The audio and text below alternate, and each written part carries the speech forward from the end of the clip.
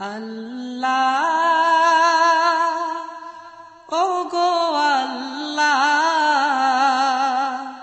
ক্ষমা করে দাও মাফ করে দাও। ওয়ালাইকুম আসসালাম ওয়া রাহমাতুল্লাহি ওয়া বারাকাতুহু। ইন্নাল হামদুলিল্লাহ ওয়াসসালাতু ওয়াসসালামু আলা রাসূলিল্লাহ আম্মা বা'দ।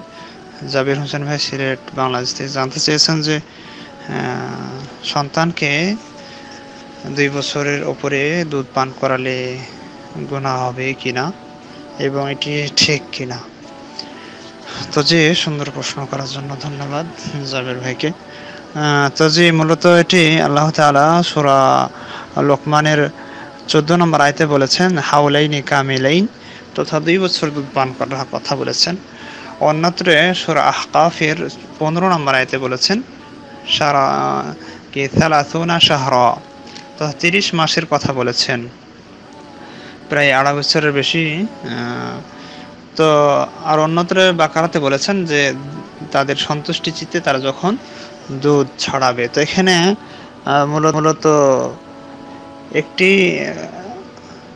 নির্দিষ্ট যে এটি করাতে হবে এমনটি কোরআনের বিধান নয়, বরং শিশুর দিকে বা শিশুর কল্যাণের দিকে লক্ষ্য করে যদি আরও প্রয়োজন মনে করে পিতামাতা যে আরও দুধ পান করাতে হবে বা করালে ভালো হবে, এক্ষেত্রে সেটিতে কোনো ইসলামের বাধা নেই। কারণ এই আয়াত দ্বয় থেকে বোঝা যাচ্ছে এবং সূরা বাকারার অন্য আয়াতেও এমনটি বলা হয়েছে।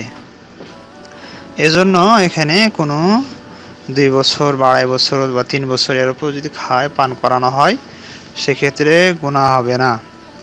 এবং ফতোয়া লাজনা দায়েমা 21 নম্বর খণ্ডের 60 নম্বর পৃষ্ঠায় বলা হয়েছে প্রশ্নটির উত্তরে 2 বছরের বেশি দুধ পান করানো যাবে কিনা।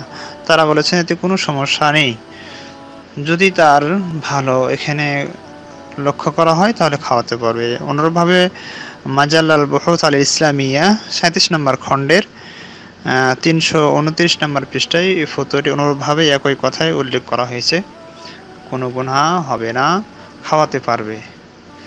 আল্লাহ আলাম বিসওয়াব। সাল্লাল্লাহু আলা নবী। আসসালামু আলাইকুম ওয়া রাহমাতুল্লাহি ওয়া বারাকাতুহু।